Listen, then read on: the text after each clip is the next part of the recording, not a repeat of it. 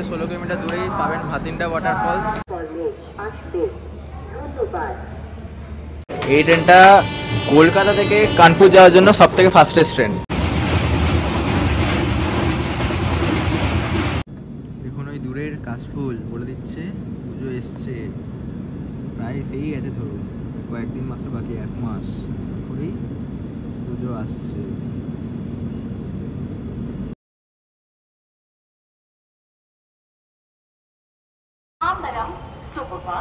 নমস্কার সবাইকে, আশা করি আপনারা সবাই ভালোই আছেন। আমিও ভালো মন্দের মধ্যে দিয়ে চলে যাচ্ছে, বলতে গেলে খুব একটা খারাপও নেই খুব একটা ভালোও নেই, মিলিয়ে চলছে। আজকে আপনার সাথে আরেকটা জার্নি আমরা শেয়ার করতে চলেছি আমি, সেটা যথারীতি আমি সেই আসানসোল রেলওয়ে স্টেশন থেকেই শুরু করতে, যেখানে আপনি পেছনে দেখতে পাচ্ছেন স্টেশনটা আছে, কারণ এখানে আমার বাড়ি। তো আসানসোল থেকে আজকে জার্নি শুরু হচ্ছে। আজকে আমি যাব আসানসোল থেকে কানপুর সেন্ট্রাল পর্যন্ত। আমার আজকে ট্রেন হবে 12319, যেটা কলকাতা থেকে ছেড়ে আসছে, গোয়ালিয়র পর্যন্ত যায়, কলকাতা গোয়ালিয়র সুপারফাস্ট এক্সপ্রেস। আর এটাতে আজকে আমার জার্নি হতে চলেছে কানপুর সেন্ট্রাল অবধি আসানসোল থেকে। আমার আজকে কোচ 3A, তো 3A কোচের মধ্যে আমার কোচ নাম্বার হচ্ছে B1। আর আমি পেয়েছি আপার বার্থ, অবশ্যই ছেলেদের আপার বার্থটা খুব কমন ব্যাপার, প্লাস সিঙ্গেল, আমার সাথে কেউ নেই, তো সেই আপার বার্থে আজকে আমার জার্নি হবে। আর বাকি ডিটেলস স্টেশনে গিয়ে শেয়ার করছি। ট্রেনটা আসানসোলে আসার টাইম 4:02, এখন দেখতে পাচ্ছেন আপনারা ওই 3টে বাজতে 1-2 মিনিট বাকি আছে, তো এখন 1 ঘন্টার মতো আমার হাতে সময় আছে। বাকিটা ট্রেন আসুক, ট্রেনে উঠে আপনাদের সাথে কথা হবে। ট্রেন নাম্বার 12319 কলকাতা স্টেশন থেকে ছেড়ে গোয়ালিয়র অবধি যায় এই ট্রেনটি। প্রতি বুধবার one of the fastest train Mathura Gaya যাওয়ার জন্য। আমার এই ট্রেনেতে আজকে জার্নি হতে চলেছে কানপুর সেন্ট্রাল পর্যন্ত। আমার এখানে ট্রেন আসার টাইম 4:02, আর আমায় কানপুর নামিয়ে দেবে ভোর 2:50। আসানসোল জংশনে কিছু ভিডিও ক্যাপচার করতে করতে সুন্দর দৃশ্য নিয়ে ক্রমশ আমি এগিয়ে গেলাম স্টেশনের ভেতরে। যেহেতু আমার টিকিট আগে থেকে বুক করা আছে, তো টিকিট কাউন্টারে যাওয়ার কোনো প্রয়োজন নাই। সামনে বোর্ডে অনেক ট্রেনের ইনফরমেশান দেখে নিয়ে আস্তে আস্তে এসকালেটর চড়ে ক্রমশ আমি প্ল্যাটফর্মের দিকে যেতে চাইলাম, কারণ আমি জানতাম এই ট্রেনগুলো যেগুলো দূরপাল্লার ট্রেন সেগুলো 4 অথবা 3 নম্বর প্ল্যাটফর্মেই দেয়। প্ল্যাটফর্মে উঠেই ওভারব্রিজ দিয়ে চড়তে যেতেই দেখলাম শুরুতেই একটা সুন্দর পরিবেশ, যেটা আসানসোল স্টেশনে আমার সেই পুরনো স্মৃতি।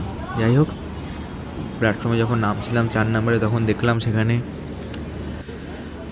পাটনা থেকে পুরী যাওয়ার এক্সপ্রেস ট্রেন দাঁড়িয়ে আছে 5 নম্বর প্ল্যাটফর্মে। সেটা দেখতে দেখতেই ক্রমশ প্ল্যাটফর্মের দিকে এগিয়ে যেতে থাকলাম, কারণ আমার গন্তব্য 4 নম্বর প্ল্যাটফর্ম। সেইখানে গিয়ে পৌঁছাতে ওদিকে 2 নম্বর প্ল্যাটফর্মে ঢুকলো যশোরী থেকে তাম্বরম যাওয়ার ট্রেন, যেটি আগে চলতো আসানসোল থেকে চেন্নাই সেন্ট্রাল অবধি, সেটা এখন চেঞ্জ হয়ে যশোরী তাম্বরম হয়ে গেছে।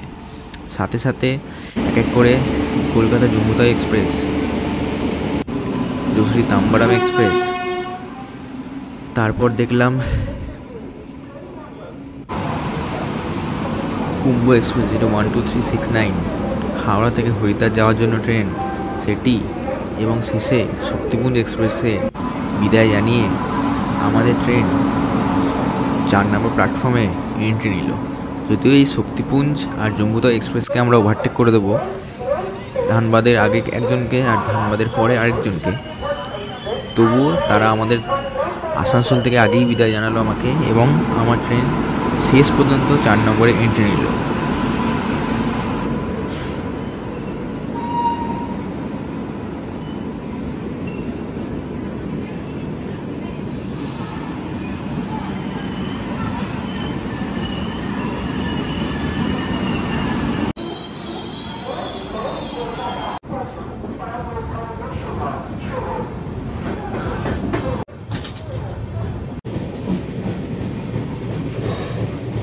তো ট্রেনে আমি উঠে পড়েছি।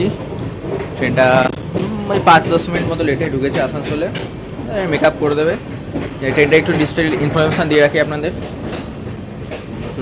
লাইন চেঞ্জ, ট্র্যাক চেঞ্জ করছে ওই জন্য। যাই হোক, ট্রেনটার নাম্বার 12319। প্রতি বুধবার ট্রেনটা কলকাতা স্টেশন থেকে ছাড়ে, কলকাতা থেকে গোয়ালিয়র অবধি যায় সুপারফাস্ট এক্সপ্রেস। আর এই ট্রেনটা কলকাতা থেকে কানপুর যাওয়ার জন্য সবথেকে ফাস্টেস্ট ট্রেন। অনেক ট্রেন পেয়ে যাবেন যেগুলো 12 ঘন্টা 12.5 ঘন্টা অবধি টাইম নেয় আসানসোল থেকে যাওয়ার জন্য, কিন্তু আমি চেক করে দেখলাম এটা মাত্র 10 ঘন্টা 43 মিনিটে কানপুর সেন্ট্রাল আমাকে পৌঁছে দিচ্ছে। আর কলকাতা থেকে হিসাব করলে 12 ঘন্টা 12.5 ঘন্টা বা খুব বেশি হলে 13 ঘন্টার কাছাকাছি, এক্স্যাক্ট আমি জানি না কারণ ওটা আমি চেক করে ঠিক করে, প্রায় 13 থেকে 11.5 ঘন্টার মধ্যে পৌঁছে দিচ্ছে। রাজধানী বাদ দেবেন অবশ্যই, ওগুলো প্রিমিয়াম ট্রেন, আমি নর্মাল ট্রেনের কথা বলছি, নর্মাল সুপারফাস্ট ট্রেনের। তো এর থেকে তাড়াতাড়ি কোনো ট্রেন পৌঁছাবে না কানপুর সেন্ট্রাল, এটা ফাস্টেস্ট। কলকাতা থেকে যে কোনো স্টেশন থেকে আপনি কানপুর সেন্ট্রালের ট্রেনে চেক করতে পারেন, ফাস্টেস্ট ট্রেন হচ্ছে এটাই। আর এই ট্রেনে ফার্স্ট এসিও আছে, সেকেন্ড এসি আছে, থার্ড এসি আছে, স্লিপার আছে, প্লাস জেনারেল কোচ আছে। আমি ট্রাভেল করছি থার্ড এসিতে। আর স্টপেজের দিক থেকে বলতে গেলে কলকাতা ছেড়ে প্রথম স্টপেজ আসানসোল, মাঝখানে দুর্গাপুর আছে। কলকাতা থেকে দুর্গাপুর, তারপর আসানসোল, তারপর ধানবাদ, গয়া, দীনদয়াল উপাধ্যায়, প্রয়াগরাজ, কানপুর, তারপরে স্টপেজগুলো আরও আছে অনেক কয়েকটা স্টপেজ দ্বারা, কিন্তু কানপুর অবধি মাত্র এই কটাই, অর্থাৎ একদম মেন স্টপেজ গয়া, ধানবাদ, তারপর ওইদিকে দীনদয়াল উপাধ্যায় আর প্রয়াগরাজ মানে যেটা এলাহাবাদ, অর্থাৎ মেন স্টপেজগুলোতে দাঁড়াবে। আর আমি সেই জন্য যেহেতু একদম টাইমিংগুলো ঠিকঠাক আছে, ধানবাদে যেমন 5টার সময় 5:15 নাগাদ, গয়াতে রাত 8টায়, আর মুঘলসরাইতে ওই যেটা দীনদয়াল উপাধ্যায় সেখানে রাত 10:30 নাগাদ পৌঁছাবে। তো খাবার আমি স্টেশন থেকেই নেবো, ট্রেনে কোনো রকম খাবার অর্ডার দেবো না। এর আগে যতবারই গেছি আমি ট্রেনেই খাবার অর্ডার দিয়েছি। প্যান্টি তো এই ট্রেনে প্যান্টি কার নেই, অর্থাৎ তারাও সেই ক্যারিং মানে স্টেশন থেকেই খাবার উঠাবে, তো আমি স্টেশন থেকে ডাইরেক্ট কিনে নেবো, কিছু না কিছু পাবোই। আর আমার কোচটা একটাই সমস্যা, একদম সামনের দিকে এখানে ওয়্যার ইজ মাই ট্রেনে একটা গ্লিচ, ওখানে দেখাচ্ছে B1, একদম পুরো ট্রেনটা 10 নম্বর কোচ, মানে মাঝখানে। আমি ওই জন্য বেশ আনন্দেই ছিলাম, কারণ একটা ট্রেনে যখন মাঝখানে কোনো কোচ পড়ে তো স্টেশনের মাঝখানে গেলে সব রকম দোকানপাট পাওয়া যায়, কিন্তু আলটিমেটলি দেখছি B1 একদম শুরুর দিকে, প্রথম দুটো কোচ বাদ দিয়ে আমার কোচ B1, সেই এক সাইডে পড়ে গেলাম। তবুও দেখবো প্রতিটা স্টেশনে মোটামুটি 5 মিনিট মিনিমাম, আর দীনদয়াল উপাধ্যায় আমি 10 মিনিট স্টপ পাবো, দেখবো খাবার নিশ্চয়ই পেয়ে যাবো, আমি খাবার আর দেবো না। এরপর আমরা দুটো ওভারটেক পাবো, কারণ প্রথমে শক্তিপুঞ্জ এক্সপ্রেসকে আমরা ওভারটেক করবো, কারণ সেটা ধানবাদে অনেক পরে টাইম, আমাদের আগে টাইম।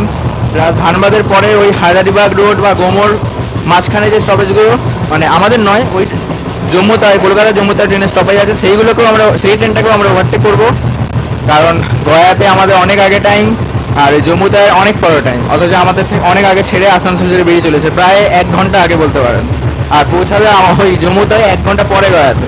তো বুঝতে পারছেন আমাদের ট্রেনটা অনেক ফাস্ট। আর এরপর ওভারটেকগুলো এলে আপনাদের দেখাচ্ছি। আর মোটামুটি 40 মিনিট পর ধানবাদে পৌঁছানোর টাইম। ট্রেন অলরেডি স্পিড তুলে নিয়েছে, কারণ আমরা কট সেকশনে ঢুকে গেছি। মেন সেকশন যেটা পাটনার দিকে চলে যায় সেটা অন্যদিকে চলে গেছে, আমরা গয়ার দিকে ঢুকে গেছি। তো এরপর ওভারটেকে দেখা হচ্ছে, প্লাস তার আগে আসবে বরাকর নদী আপনাদের সাথে অবশ্যই দেখাবো।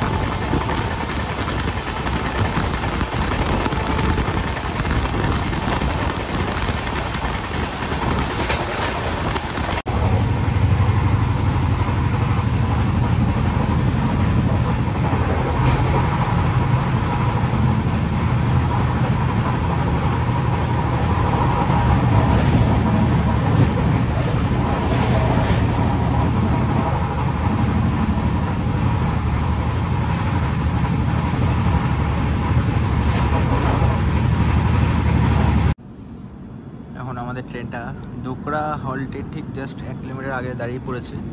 ট্রেন অ্যাডভান্সেই আছে, এখনও 4 কিলোমিটার জার্নি কভার করতে হবে। তার মধ্যে এখন টাইম ধরে গেছে, এখনও সেই হিসেবে 15 মিনিট বাকি আছে। তো ঠিক আছে, যথেষ্ট আগে চলে এসছে।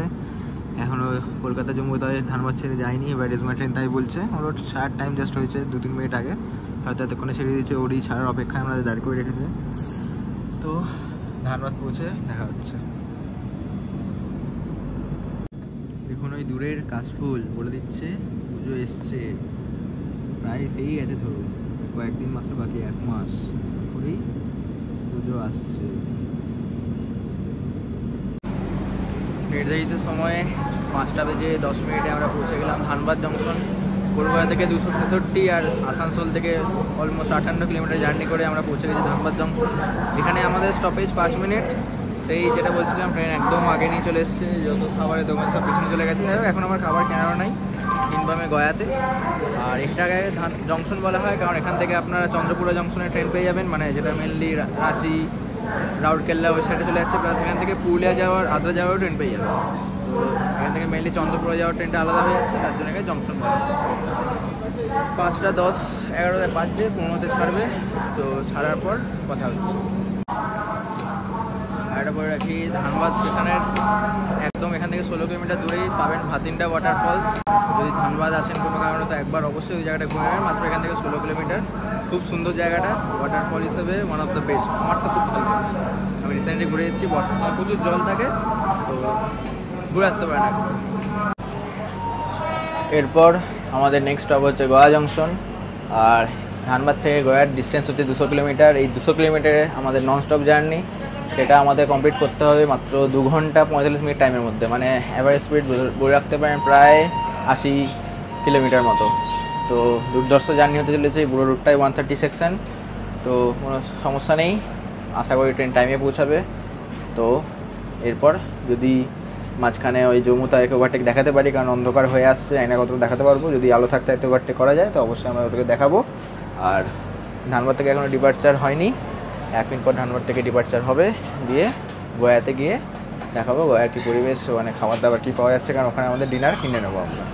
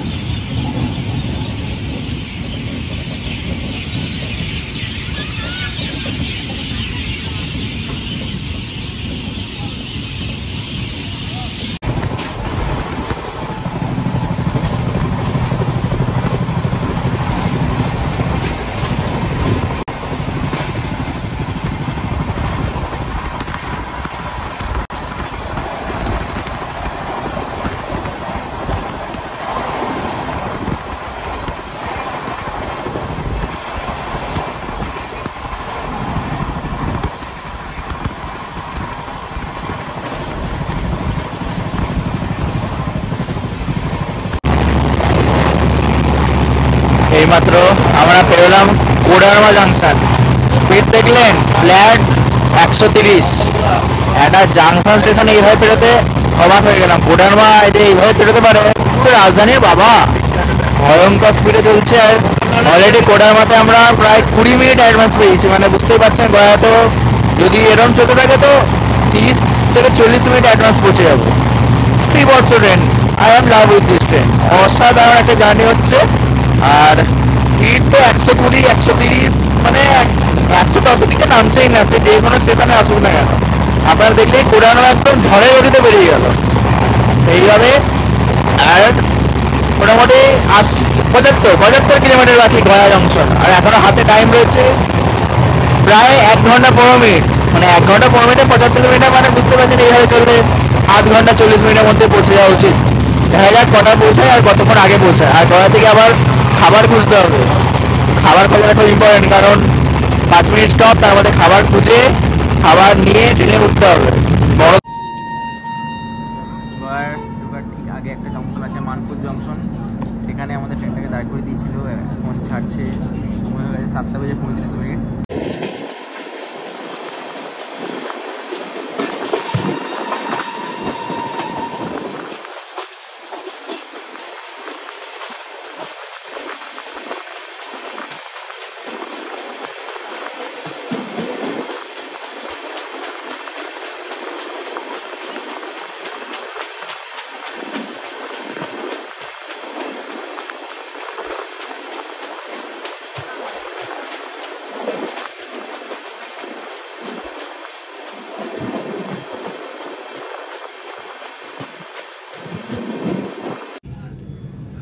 এখন দাঁড়িয়ে আছি জাস্ট মানপুর জংশন পেরিয়েই।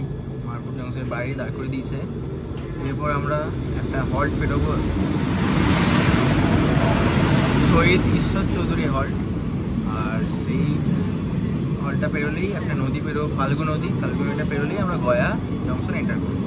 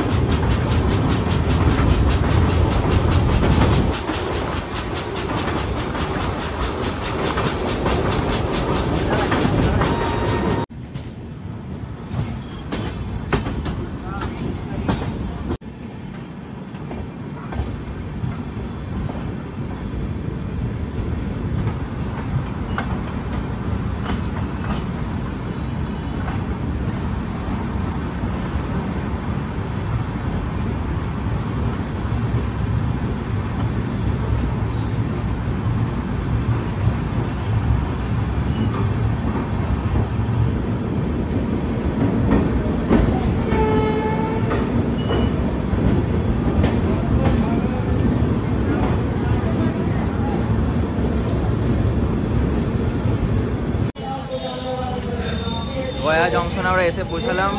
আসানসোল থেকে 258 কিলোমিটার জার্নি কমপ্লিট করলাম।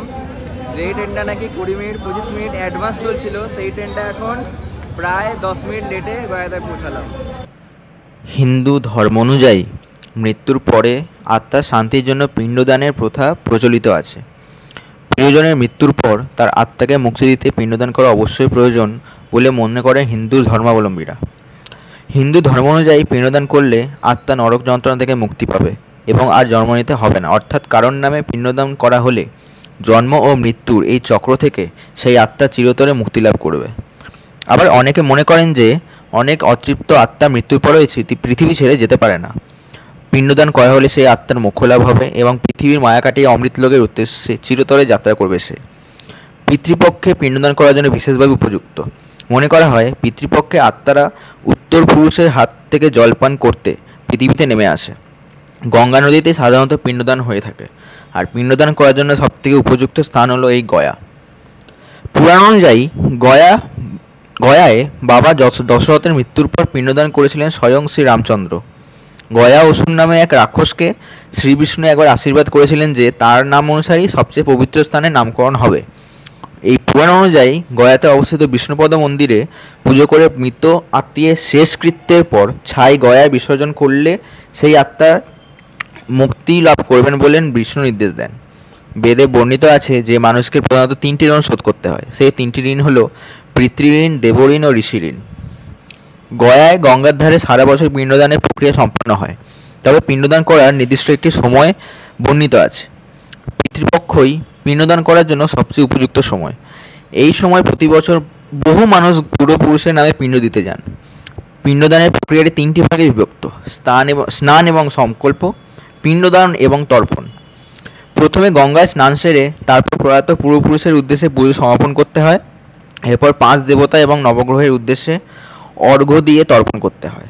অনেকে পিতৃপক্ষ চলাকালীন জল এবং তিল বীজ দিয়ে তর্পণ করেন। ইনি হচ্ছেন আমাদের আসানসোল থেকে এসেছেন। বলুন। आपका ब्लॉगिंग हम लोग देखता है, अभी आपका नया ब्लॉगिंग स्टार्ट हुआ है। Thank you. आपका अच्छा से अच्छा हो भाई, क्योंकि आप हमारा आसनसोलियन है, हम लोग चाहता है कि आप आगे से आगे बढ़िए। आपका क्या यहाँ पे घर है? जी मैं यहाँ। अच्छा अच्छा अच्छा। फूड विशेष आपके आसनसोल में ऑफिस आसनसोल ड्यूटी? अच्छा अच्छा ठीक है, थैंक यू। आपके घर में आएंगे, थैंक यू।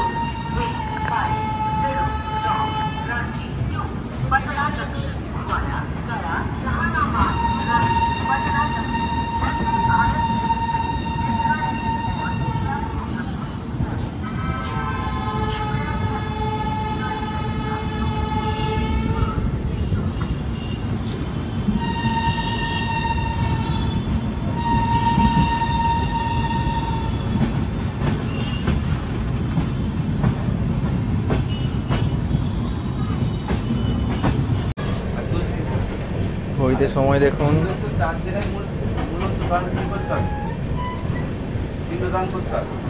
যেই ট্রেনটা নাকি প্রায় 20-25 মিনিট অ্যাডভান্স চলছিল, সেই ট্রেনটা এখন 30 মিনিট লেট করে গয়া জাংশন রেলওয়ে স্টেশন থেকে চলতে শুরু করেছে দীনদয়াল উপাধ্যায় জংশনের দিকে। এবার এই 30 মিনিট লেটটা মেকআপ করা এত কম স্ল্যাক টাইমে সম্ভব কিনা আমি জানি না, বা যদি মেকআপ করে নাহলে লেট করবে, যাই হোক, যেটা ইন্ডিয়ান রেলওয়ে করে থাকে। কিন্তু গয়া অবধি যে জার্নিটা অসাধারণ ছিল। এরপর সেই রকম যদি টান দেয় ওই 130-120 কনস্ট্যান্ট, তাহলে আবার হয়তো লেটটা মেকআপ করা সম্ভব হবে, নাহলে খুব চাপ। এই লেটটা মেকআপ করা খুব চাপ। 463 কিলোমিটার জার্নি আমাদের শেষ। এখন আমরা ঢুকেছি উত্তরপ্রদেশ রাজ্যে। আর এই রাজ্যের প্রথম স্টেশন আমাদের দীনদয়াল উপাধ্যায় জংশন। এখানে 45 মিনিট লেট করে গাড়ি আমাদের পৌঁছেছে, আর মেকআপ দেওয়ার তো কোনো আশা নেই। এরপর আসবে প্রয়াগরাজ জংশন, ওটা কভার করতে পারবো না, প্রচণ্ড ঘুম পাচ্ছে, এখনও খাওয়া হয়নি। ভেবেছিলাম গয়াতে নেবো, কিন্তু গয়াতে খাবার নেওয়ার সুযোগ পাইনি, আর এখানে লেট করেছে। এখন আর টাইম নেই যে আমি পিছনে গিয়ে খাবার জোগাড় করে আনবো। ট্রেনের 3AC বাথরুমে যদি ইয়ে বলা হয় তো ক্লিন আছে, জল পড়ছে।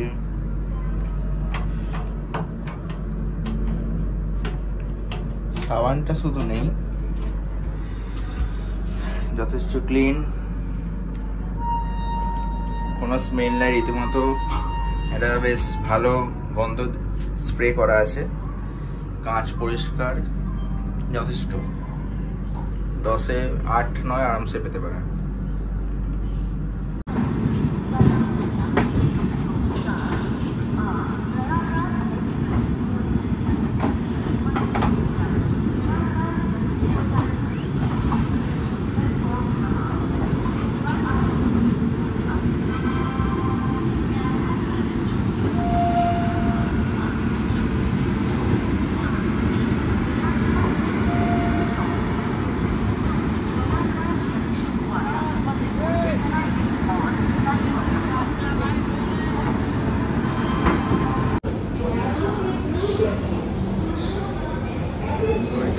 4:15, প্রায় 1.5 ঘন্টা দেরিতে আমরা কানপুর সেন্ট্রালে পৌঁছালাম।